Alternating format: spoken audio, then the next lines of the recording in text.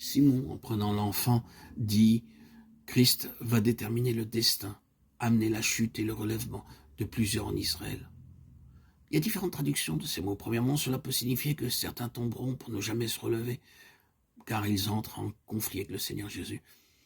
Ils trébucheront sur une pierre qui les fera tomber. Il est dit dans l'Écriture, en Ésaïe 8,14, qu'il serait une pierre d'achoppement. Beaucoup heurteront leurs pieds contre elle et tomberont la tête la première. Combien cela est vrai et c'est réalisé.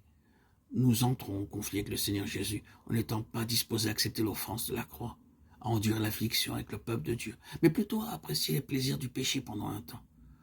En n'étant pas disposés à prendre la croix et à le suivre, beaucoup sont tombés la tête la première. Leur destin a été déterminé par leur contact avec le Seigneur Jésus et il en est toujours ainsi. De ce point de vue, il est établi pour la chute de beaucoup.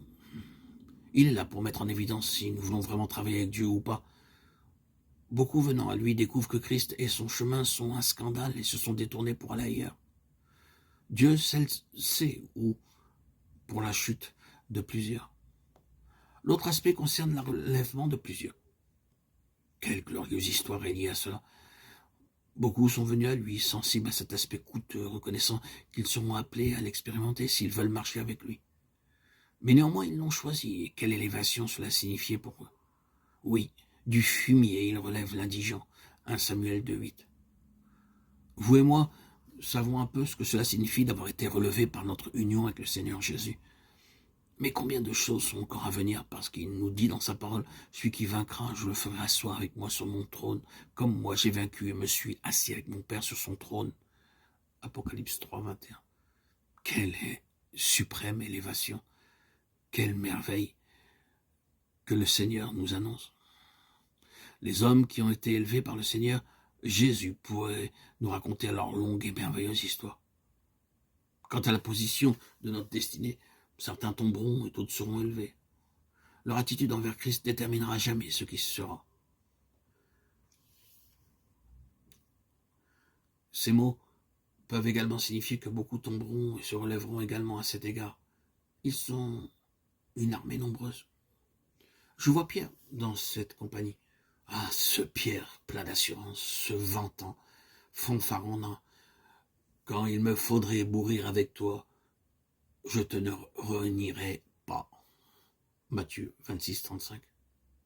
Il était un homme élevé, mais sur une fausse position, et lorsqu'il a vraiment été au contact du Christ crucifié, il est tombé.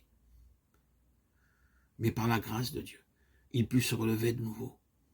Christ l'a fait tomber, et l'a relevé. Voyez le grand Saül de Tarse monter sur son cheval à Damas. Quel grand cheval c'était, ah, combien le jeune Saül de Tarse était autosuffisant et plein d'assurance. Il est tombé de ce grand cheval dans la poussière aux pieds de Jésus de Nazareth. C'était la chose la plus humiliante qu'il n'aurait jamais pu imaginer. Jésus de Nazareth, ce faux prophète, cet imposteur, ce blasphémateur de Dieu, qui a été cloué sur une croix, portant sur lui ce que la loi déclarait être la marque de la malédiction de Dieu. Pensez à cet homme humilié aux pieds de Jésus de Nazareth en disant « Que veux-tu que je fasse, Seigneur ?» N'est-il pas tombé? Oui, mais n'a-t-il pas été relevé? Cet enfant est destiné à amener la chute et le relèvement de plusieurs. Et il en sera toujours ainsi, d'une manière ou d'une autre. Nous tomberons devant Jésus-Christ, ou selon notre attitude et la réponse que nous lui donnerons, nous serons relevés. Il l'a déterminé selon que nous refusons ou acceptons, que nous obéissons ou que nous désobéissons. Descendons de notre propre force naturelle dans le brisement, l'humiliation et la honte, à ses pieds confessant le Seigneur.